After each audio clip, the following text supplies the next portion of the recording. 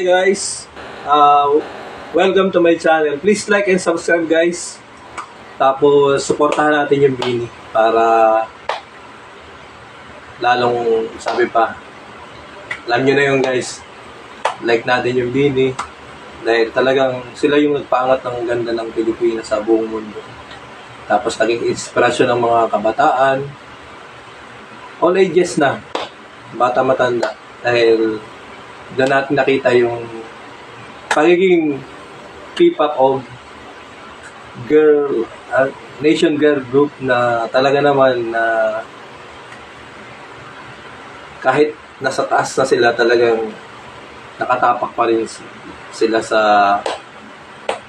lupa, sabi pa. Talagang down to earth pa rin sila. Yan ang mga idol. Okay guys, without further ado, huwag na natin patagalin pa. Panoorin na natin. Ito yung eating habits nila, yung mga pag wala sila sa stage o tapos na yung practice sila, ito yung ginagawa nila. Panoorin natin guys. Gwen, Sheena ako. Kami yung walay sa tao eh. Yun namin kaya kumain na walang rice. So yun, meron na kumain na walang kanin. Hindi na ito nag-rice. Feeling ko last year pa. Last year pa hindi nag-rice si Ate Malay. For the diet ako. Guys, okay. Is suka. Tapos nalagyan ng konti. Ako nalagyan ng suka. Kayo, ano kayo? Sino? Ano yung spice? Suka. Lagyan ng konting, oh, masarap pa, suka.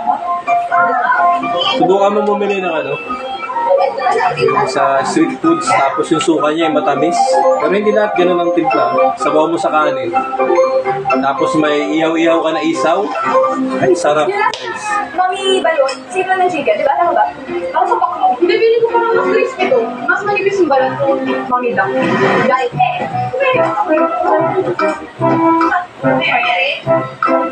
Yung paborito ni Stacy, balut.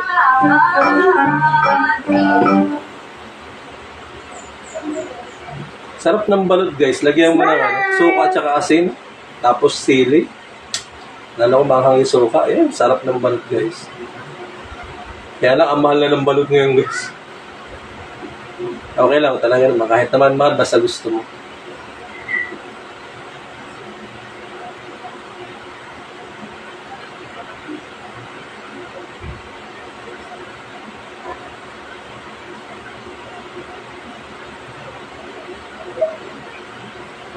Ganda ni Manoy, simple lang. Oh.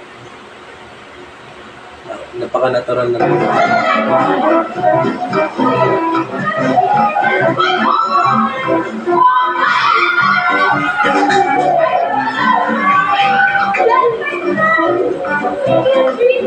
Biniaya. Ano biniaya ka mo? Talagang mas gusto ko si Biniaya, walang make-up. Napakasimple. Alam mo yung kainan na yan, yan yung time na kahit artista ka pa, presidente ka pa, eh talaga naman yan yung time na napakasarap na oras na yan. Sila pa yung nag-business kaya sa akin grabe na pa-down sa earth ng Bini. Down to earth. Hindi lang ako nakumutukan.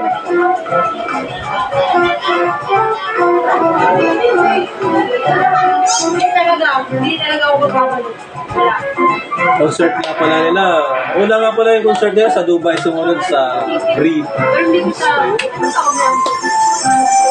Alam mo muna sa Dubai mo. Supportan natin guys. You get the best of me when I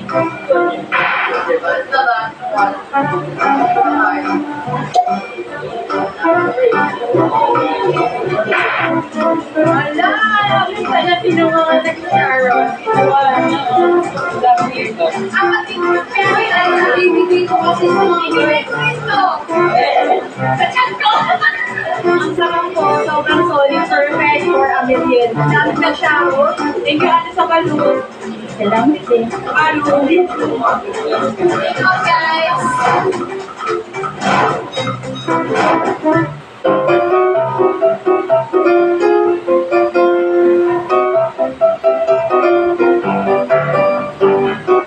bilis kumain.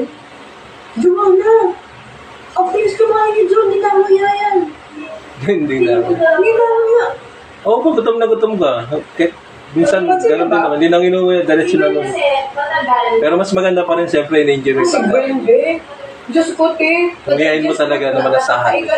Kung hindi ka naman naghahabol ng oras. Na-digest mo na lahat, te. Nalabas mo na lahat. Di ba natapos kumain? Oh my gosh. Hindi pa ako kumakain ng sisiw.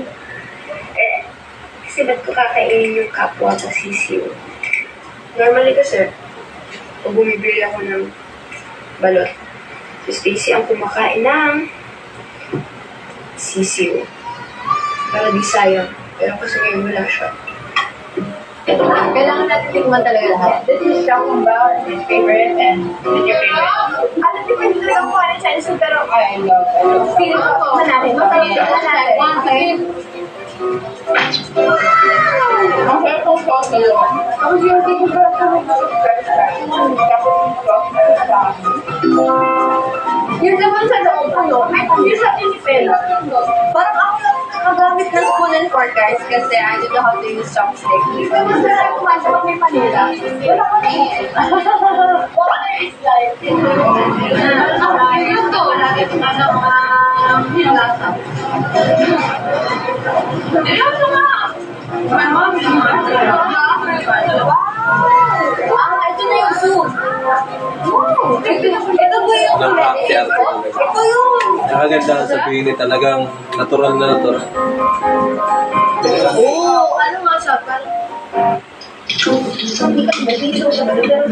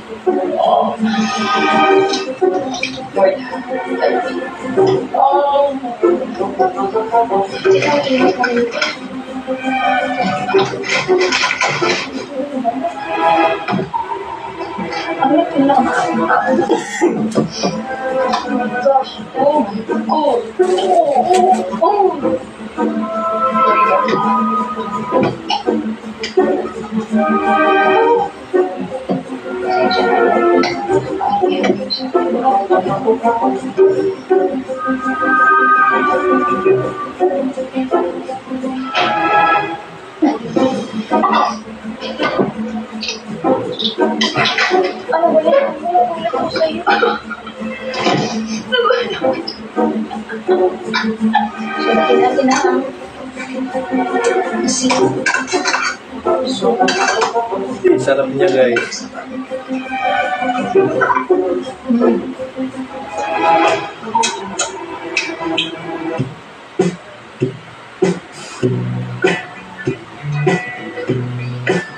Yung balot, guys, pag hindi ka naman high blood, okay yung balot kasi nakakadagdag yan eh. Kumbaga, para siyang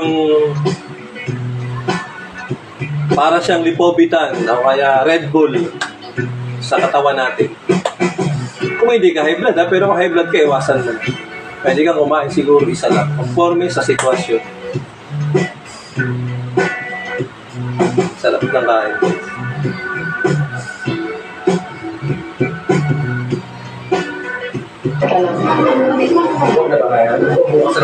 Hindi sila tumatawagin sa nakakain ng lahat. Eh, yun, anong lasa yan?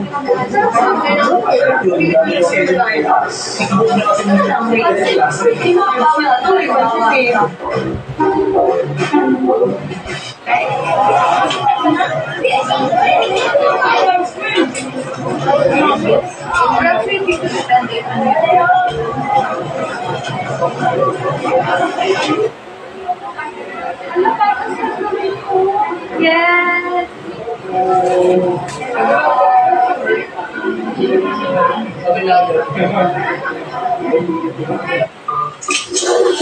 Sarap, balot.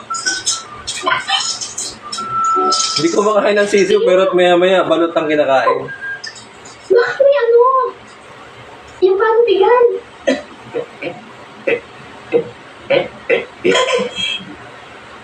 Spaghetti. Ano? Inuulam ko yung spaghetti. Sa rice. Pwede naman. Sarap naman. Kasi kwento ko to eh.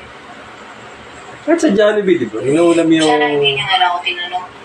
spaghetti sa rice. Hindi ba talaga yun sinasabay sa rice? Kasi sa amin talaga sinasabay siya, guys.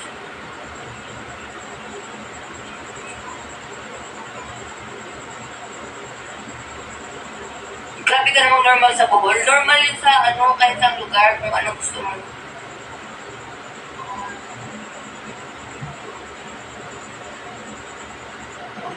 Because you guys sent me and Mika was Bini Aya. Ganda na lang ni Bini Aya. Pag hindi naka-makeup, gusto ko to si Bini Aya pag hindi naka-makeup. Napaka-natural I haven't been snack. My snack, my snack. I love this little something I'm not grade school. I'm not classmate or student. Isingin school. Kasi pag sobra naman sa makeup yung mukha mo, pag nilapitan mo, hindi na maganda. Makeup na lang yung nakikita mo sa mukha. Maganda lang yung ano lang. Kami pa punas-punas lang ng bahagya. Kahit nga hindi mag-makeup, ang ganda ng Bini Aya. Lahat naman sila magaganda. High school. And I think also elementary. I'm known as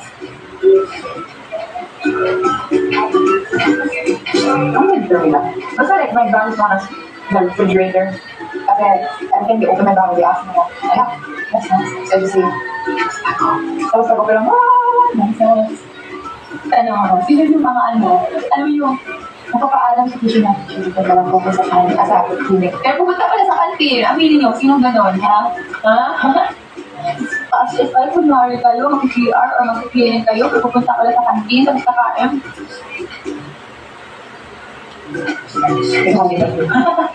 No.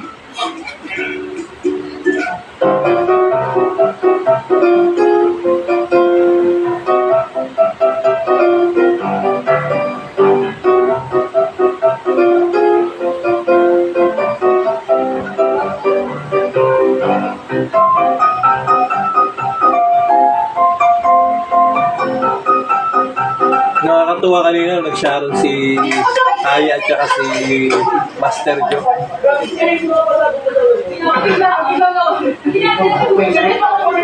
Mga balot queen din pala. Hindi lang Pipa Queen, balot queen pa rin din sila. What's your sarili mong job? Akala ko kasi,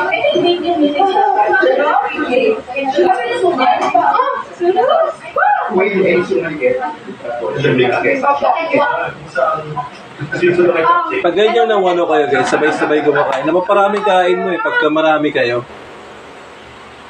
Kaya, sabi ko nga pagka kumain ka na nag-iisa, parang kontrolado mo lang yung kain mo. Pero pagka kumain kayo ng marami sabay-sabay, napaparami kain mo, ginaganahan ka. Hindi mo lang napapansin kasi lalo na kung medyo may kwentuhan. Kaya, mas maganda siguro kanya-kanya kasi pagka sabay-sabay, napaparami kain mo guys. Pero ewan ko lang, yung iba siyempre. Okay guys, bale, sa next episode na lang yung part 2 nito.